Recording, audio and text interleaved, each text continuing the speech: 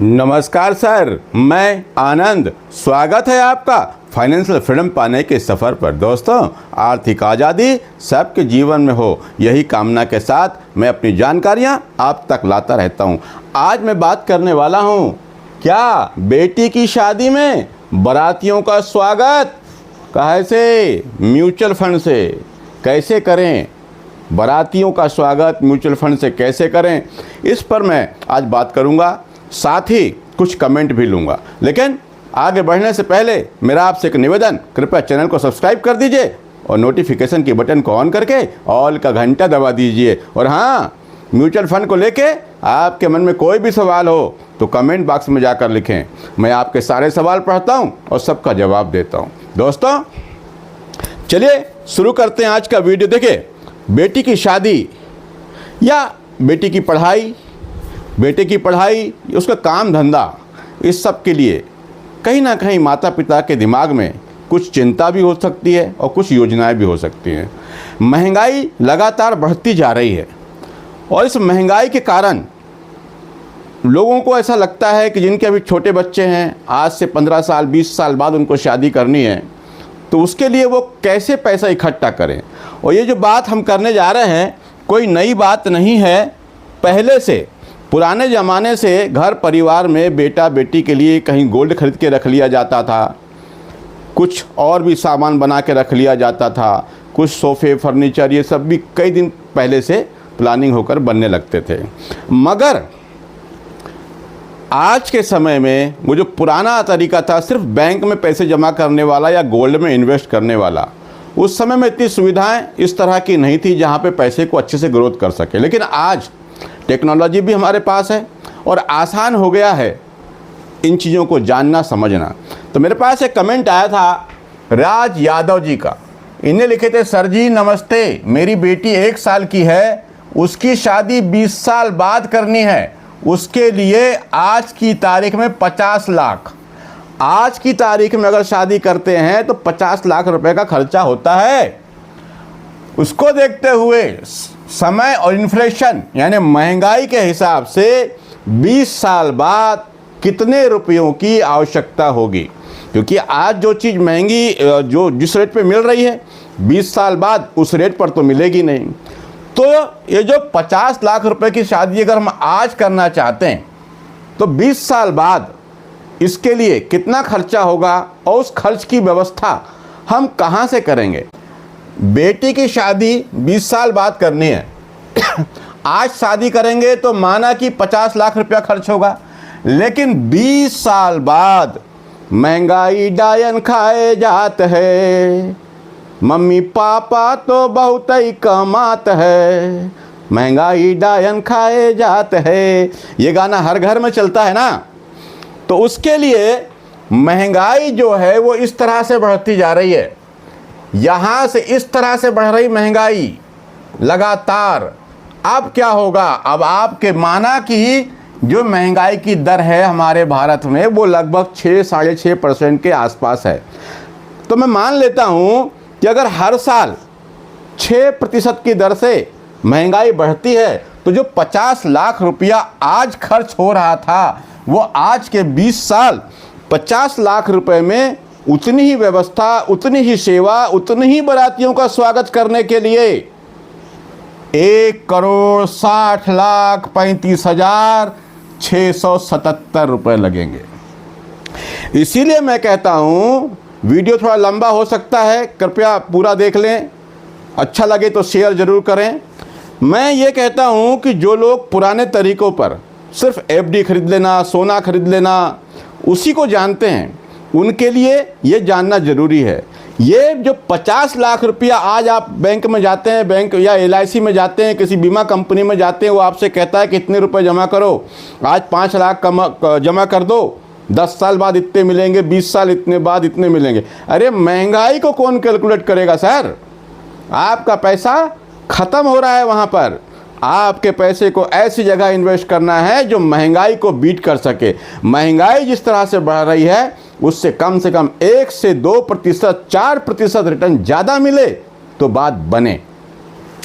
आप यही 50 लाख खर्चे के लिए आपको खर्च करने पड़ रहे हैं आज से 20 साल बाद 1,60,35,667 रुपए।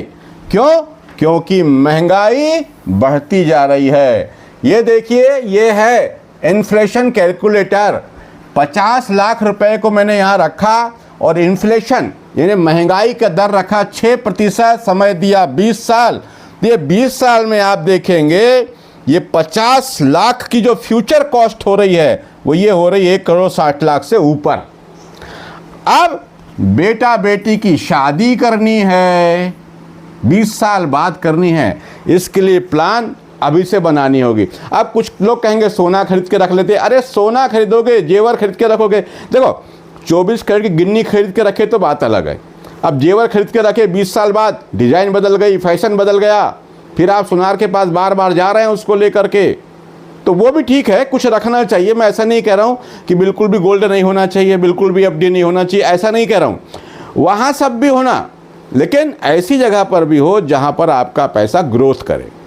तो क्या होगा, इतना रुपया खर्चा होगा। अब इस खर्चे को पूरा करने के लिए, बारातियों का स्वागत करने के लिए मैं क्या कहता हूँ, बारातियों का स्वागत म्यूचुअल फंड से करिए।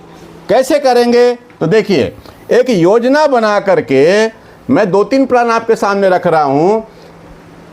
एक एसआईपी चालू करें 15,000 रुपये महीने की। अगर आप 15,000 रुपये महीने की एसआईपी चालू कर देते हैं किसी small cap, mid cap, large cap या इंडेक्स फंड मिला करके, अच्छे फंड में, तो और टाइम आपका 20 साल, मैं मान लेता हूं कि आपके पोर्टफोलियो ने 14% का रिटर्न बनाकर दिया। रिटर्न की यहां कोई गारंटी नहीं है, रिटर्न इससे ज़्यादा भी हो सकता है और कम भी हो सकता है, ये सब मार्केट की स्थिति पर डिपेंड करता है। लेकिन यदि 14% का रिटर्न बना करके दिया तो आपका इन्वेस्टमेंट अमाउंट इस 20 साल में होता है 36 लाख रुपए। और इस 36 लाख रुपए की वैल्यू आज से 20 साल बाद 1,76,02,112 रुपए हो सकती है। तो लगभग हम वहां पर आ गए, जो हमारी महंगाई थी 1,60, और हम लगभग इस तरह 15,000 रुपये महीना करके 1,76 तक पहुंच गए। कुछ कम ज़्यादा भी हो सकता है। अब ये कैलकुलेटर भी देख लीजिए आप, 15,000 रुपये महीने के एसआईपी, 14% का रिटर्न, 20 साल का समय, 36 लाख इन्वेस्टमेंट, और टोटल कॉर्पस वैल्यू हो गई आपकी 1,76,02,112 रुपये। अब आप इससे अपनी बेटी की शादी और बारातियों का स्वागत कर सकते हैं, इन्फ्लेशन के साथ, इन्फ्लेशन के बाद भी। चलिए, अब आप कहेंगे यार, कुछ लोग ऐसे भी होंगे जो कहेंगे कि भाई मैं 15,000 रुपये महीना कर नहीं सकता। तो उसके लिए मैं एक दूसरा तरीका सुझाता हूँ, और दूसरा तरीका ये है कि जब हम काम करते हैं, महंगाई बढ़ती है, तो धीरे धीरे हमारी इनकम भी कहीं ना कहीं बढ़ती है, पैसे की आवक भी बढ़ती है। अब कुछ लोग कहेंगे खर्चे भी बढ़ते हैं। अरे खर्चे सब बढ़ते हैं साहब, खर्चे को कौन रोक सकता है? वो तो जितना रहेगा उतना खर्चा करोगे, खर्चे को कोई नहीं रोक सकता। उसको रोकने की कोशिश खुद को करनी पड़ती है, बांध बनाना पड़ता है। तो मैं मान लेता हूँ कि अब वहाँ पर आप 15,000 रुपये की एसआईपी कर रहे थे, यहाँ पर आप सिर्फ 8,000 रुपये महीने की एसआईपी करें। 8,000 रुपये महीने की एसआईपी करते हैं और हर साल 10% का टॉपअप करते हैं। मतलब यहाँ 8,000 रुपये पहले साल में, अब अगले साल आपकी एसआईपी जाएगी 8,800 रुपये की, फिर उसके बाद उसका 10%, इस तरह करते हुए आप चलेंगे। और इसको भी आपने 20 साल तक ये स्टेप अप एसआईपी लगातार किए। मार्केट की हुलचुल, मार्केट की गिरावट, ये सब को भूल करके, इसके डर से बाहर निकल के अगर आप ऐसा करते हैं तो 20 साल बाद मैं मान लेता हूं कि आपका एस्टिमेटेड रिटर्न अगर 14% ही मिला आपके पोर्टफोलियो से, तो 20 साल बाद आपका इन्वेस्टमेंट अमाउंट यहां पर होगा 54,98,400 रुपये। अब 54,98,400 रुपये पर 14% की दर से जो एस्टिमेटेड रिटर्न आपको मिल सकता है वो होगा 1,25,91,332 रुपये। अब आपके इन्वेस्टमेंट अमाउंट और मिले हुए रिटर्न दोनों को जोड़ करके आपके पोर्टफोलियो की वैल्यू हो गई 1,80,89,732 रुपये। एक तरीका ये भी आप कर सकते हैं। अब कुछ लोग ये भी कह सकते हैं कि भाई 20 साल किसने देखा, 25 साल किसने देखा, ऐसे सवाल का जवाब देना, अब क्या जवाब दूं, इसका कोई जवाब नहीं है मेरे पास में। ये सब खुद समझदार हैं जो लोग देख रहे हैं। अब यहाँ पर ये हो गया। अब कुछ लोग ये कहेंगे कि सर हम तो 8,000 रुपये महीने की भी SIP नहीं कर सकते। तो भाई मैं ये कहता हूँ आप जितने की SIP कर सकते हैं उतने की करें, 2,000 की करें, 5,000 की करें। और जब भी कभी आपके पास कहीं से बोनस मिल जाए, कहीं से कोई एक्स्ट्रा पैसा आपके पास आ जाए, तो आप उस पैसे को वन टाइम इन्वेस्टमेंट के रूप में यहाँ पर इन्वेस्ट कर दें। और ठीक है, इतना पैसा जिसके पास नहीं है, मैं भाई 1,000-2,000 की SIP भी करोगे ना तो कुछ तो पैसा बनेगा यार।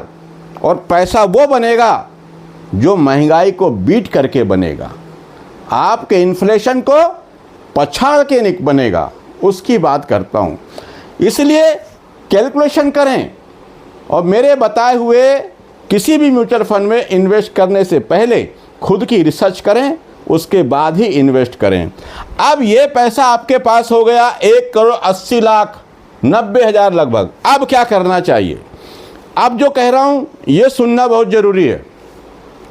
ज़रूरी नहीं है कि आप 20वें साल में, मान लीजिए 2045 में आपको बेटी की शादी करनी है और 2045 में आप पैसा निकालेंगे और हो सकता है मार्केट वहाँ पर गिर जाए, उसके पहले से काफ़ी गिरावट हो चुकी हो और आपका जो ये पैसा है, वैल्यू है, ये कम हो सकती है। इसलिए मैं क्या कहूँगा, अगर आपको 2045 में शादी करनी है तो 2043 से 43-44 जहाँ आपको मौका मिले, मार्केट हाई पर हो या हाई की यहाँ भी थोड़ा सा बेचें, यहाँ बेचें, ऐसा करके लगभग 2 साल पहले से अपना पैसा यहाँ से रिडीम करके सेफर जगह में इन्वेस्ट कर दें, बैंक की FD में कर दें, थोड़ा थोड़ा सामान खरीद लें, गोल्ड में पैसा लगा दें। इस तरह करेंगे तो आप अपनी बेटी के बारातियों का स्वागत कर सकते हैं धूमधाम से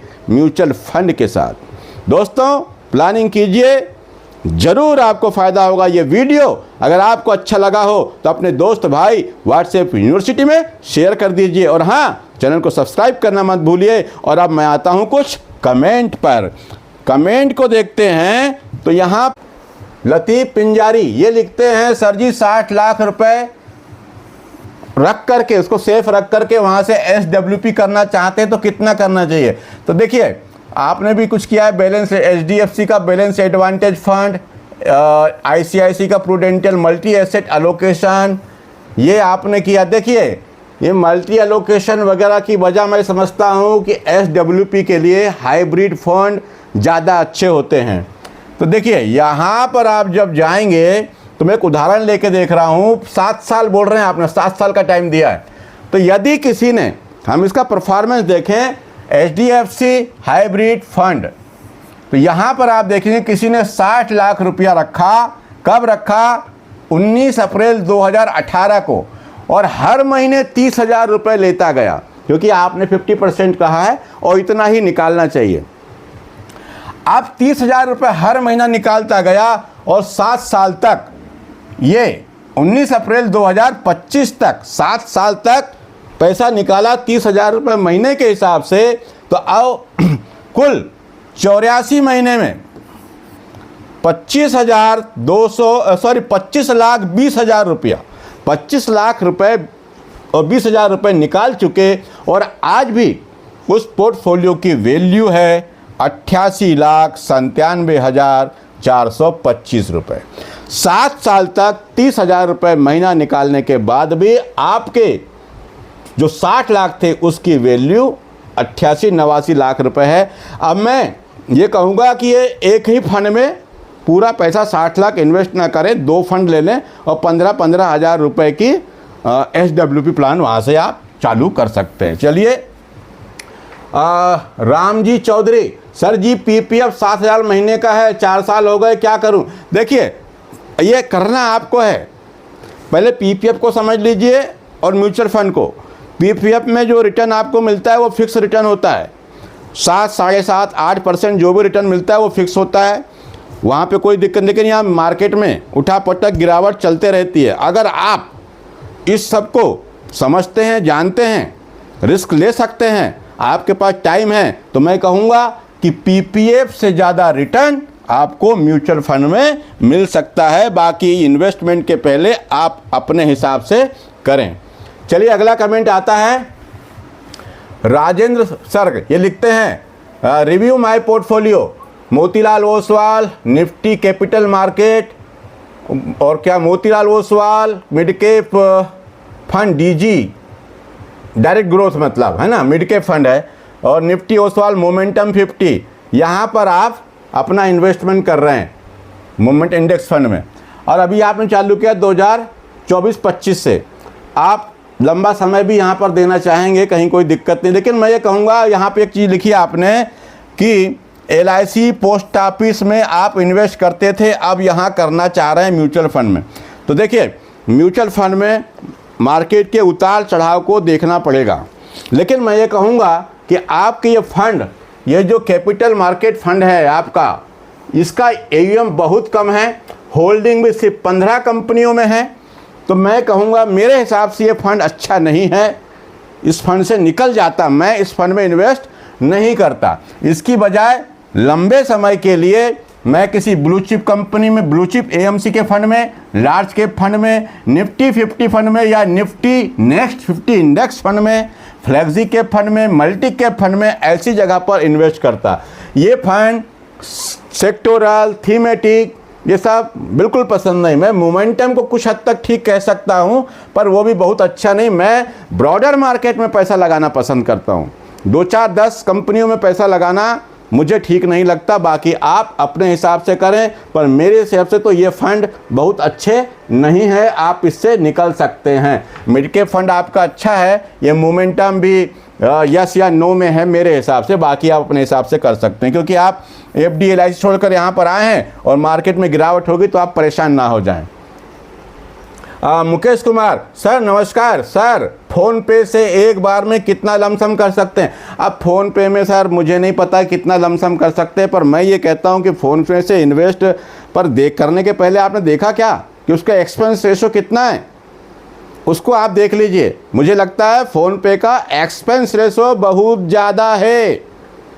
मैं कभी फ़ोन पे से नहीं करूँगा, क्योंकि मैं जहाँ भी इन्वेस्ट करता हूँ उसके एक्सपेंस रेशो को भी थोड़ा सा नज़र में ज़रूर रखता हूँ, तभी इन्वेस्टमेंट करता हूँ। सुरेंद्र कुमार सर लिखते हैं, सर नमस्कार, मैं SBI निफ्टी 250 इंडेक्स फंड में इन्वेस्ट किया है, माइनस में जा रहा है, बिल्कुल फंड चेंज करना बिल्कुल नहीं करना है सर। ये मार्केट की गिरावट सब चलते रहेगी। 250 इंडेक्स फंड, आपने स्मॉल कैप का फंड लिया है, थोड़ी बहुत गिरावट होगी, बने रहें, कोई दिक्कत नहीं है, बिल्कुल चेंज ना करें। कितनी बार बदलेंगे आप फंड को लंबे समय में, कितनी बार यहाँ से वहाँ कूदते रहेंगे, और ये फंड भी अच्छा फंड है, बने रहें। बाबूलाल पटेल सर ये लिखते हैं, सर 70 साल के बाद मैंने SIP चालू किया है, तो क्या ये सही है? बाबूलाल पटेल सर, 70 साल हो चाहे 80 साल हो चाहे 7 साल हो, इन्वेस्टमेंट कहीं से भी शुरू किया जा सकता है, लेकिन हमको देखना ये पड़ता है कि हम जो इन्वेस्ट कर रहे हैं वो किस कारण से कर रहे हैं, किस लक्ष्य की प्राप्ति के लिए कर रहे हैं, वो पैसा हमको कब चाहिए और किस काम के लिए चाहिए, उस हिसाब से इन्वेस्ट करते हैं। अब आप इस 70 साल में, मैंने आपको एक कमेंट और आया था, शायद आप 3,000 रुपये महीने की SIP कर रहे हैं। अब आप खुद देख सकते हैं कि आप महीने के 3,000 रुपये जमा कर रहे हैं, बिल्कुल करिए, कहीं कोई दिक्कत नहीं है। लेकिन मैं कहूँगा लार्ज कैप कंपनी में ही अपना पैसा लगाएं, कोई स्मॉल कैप किसी दूसरी कंपनी मोमेंटम सेक्टोरल में बिल्कुल ना लगाएं, लार्ज कैप में लगाएं, हाइब्रिड में लगाएं और ये पैसा अपने गोल और लक्ष्य के हिसाब से रखें, कहीं कोई दिक्कत नहीं है। चलिए अगले कमेंट पे आते हैं। राजेश पटेल, सर अगर 15 साल का टाइम है और मार्केट वॉलेटाइल से डर नहीं लगता तो मेरे ये ख्याल से पूरा स्मॉल कैप में लगा सकते हैं, क्योंकि अगर 2% भी ज़्यादा रिटर्न मिलेगा लंबे टाइम में तो बहुत अमाउंट बन सकता है। बिल्कुल कह रहे हैं राजेश पटेल सर, सही कह रहे हैं भाई। लंबा समय है, 20 साल है, 25 साल है, पूरा पैसा डाल दो। कहाँ? स्मॉल कैप कंपनी में, माइक्रो कैप में। अच्छी बात है, रिटर्न वहीं बनेगा। लेकिन क्या सब लोग टिक पाएंगे? अगर आप रह सकते हैं तो बिल्कुल सारा पैसा म्यूचुअल फंड में डाल दीजिए, स्मॉल कैप में डाल दीजिए, माइक्रो कैप में डाल दीजिए। पर मैं ऐसा नहीं करता, क्योंकि जब मार्केट गिरता है ना तो गला सबका सूखता है और डर सबको लगता है। चलिए अगले कमेंट पे आते हैं। रचित लिखते हैं, sir SBI children benefit mutual fund के बारे में जानकारी दें। नवंबर, अच्छा NAV 40 रुपये पर है, कोई दिक्कत नहीं सर। आपने फंड लिया, NAV 40 पर हो चाहे 400 पर है, आपको कंटिन्यू करना है। हाँ, ये NAV का कोई फर्क नहीं पड़ता। मार्केट की गिरावट को देखिए, मार्केट गिरता है तो थोड़ा सा टॉपअप करें, वन टाइम इन्वेस्टमेंट करें, NAV देख करके इन्वेस्ट नहीं करना चाहिए। चलिए अगले कमेंट पे आते हैं। सोनू कुमार सोनू ये लिखते हैं, ICICI Prudential multi asset fund 2000, Nippon large cap 2000, Parag Parikh में 2000, Canara small cap 2000, small cap कौन सा, Bandhan small cap 2000, HDFC mid cap 2000, SBI contra 2000, 15 साल के लिए अभी 2000 रुपये प्लस है, कोई दिक्कत नहीं है, कंटिन्यू करें। लेकिन यहाँ पर आप देखें कि आपके स्मॉल कैप, अगर आप सारे फंड आपके अच्छे हैं, कहीं कोई दिक्कत नहीं, लगातार इन्वेस्ट करें। अब आप पूछ रहे कितना हो सकता है 15 साल में, देखिए तो इस वक्त में आपकी SIP चल रही है 14,000 रुपये की, टाइम है 15 साल का। अगर 15% का रिटर्न मिला तो आपके पोर्टफोलियो की वैल्यू हो सकती है 86,29,118 रुपये, और यदि 13% का रिटर्न मिला तो आपके पोर्टफोलियो की वैल्यू हो सकती है 72,59,347 रुपये। अब इसको बढ़ाने के लिए बीच में यदि आपके पास कहीं से पैसा आए तो आप यहाँ पे वन टाइम इन्वेस्टमेंट टॉपअप करते रहें, अच्छा रिटर्न बन सकता है। चलिए अगले कमेंट पे आते हैं। अजय कुमार जायसवाल सर लिखते हैं, good morning sir, good morning. मेरा पोर्टफोलियो है निप्पॉन स्मॉल कैप, बंधन small cap, SBI small cap, Motilal Oswal small cap, Motilal mid cap, और चल रहा है आपका। चलिए ठीक है, कोई दिक्कत नहीं। फंड में देखिए आपने 5 फंड लिए हैं, टाइम भले ही आपका 20 साल है, बने रहें, कोई दिक्कत नहीं है, पर 4 स्मॉल कैप की आवश्यकता नहीं थी। 2 स्मॉल कैप ठीक थे, 3 भी ठीक थे, 4 स्मॉल कैप, 1 मिड कैप। लेकिन अगर आपको अच्छा लगता है तो आप करें, कहीं दिक्कत नहीं है, पर एक साथ 4 स्मॉल कैप में पैसे लगाना, भले ही लंबा समय कितना ही हो, थोड़ा सोच समझ कर ही करना चाहिए। मैं तो अभी भी कहूँगा यहाँ पे ओवरलैप भी हो सकता है, क्योंकि ये 4 स्मॉल कैप में आपकी वही कंपनियाँ, चारों स्मॉल कैप में कुछ कंपनियाँ हो सकता है कि इस म्यूचुअल फंड में भी हो, इसमें भी हो, इसमें भी, चारों म्यूचुअल फंड में वही कंपनियाँ कुछ हो सकती हैं। पर कहीं कोई दिक्कत नहीं है, आपको डर नहीं लगता, क्योंकि आपने लिखा है गिरावट से डर नहीं लगता, आपका गला नहीं सूखता, तो आप कंटिन्यू करें, कहीं कोई दिक्कत नहीं है। बने रहिए मार्केट में, और म्यूचुअल फंड, अपनी बेटी की बारातियों का स्वागत म्यूचुअल फंड में इन्वेस्टमेंट करके आप कर सकते हैं। और वीडियो अच्छा लगा हो तो दोस्त भाई में शेयर जरूर करें। और हाँ, आपके मन में म्यूचुअल फंड को लेके कोई भी सवाल हो तो कमेंट बॉक्स में जाकर लिखें, मैं आपके सारे सवाल पढ़ता हूं और सबका जवाब देता हूं। कृपया चैनल को सब्सक्राइब करना मत भूलिए। आज के लिए इतना ही, नमस्कार, जय हिंद, जय भारत।